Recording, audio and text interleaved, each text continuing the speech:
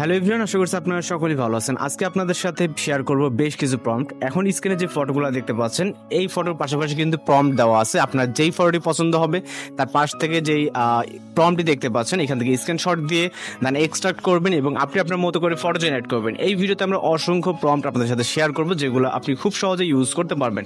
তো ভিডিওটি কন্টিনিউ করবেন এবং প্রম্পটগুলোকে কালেক্ট করে নেবেন।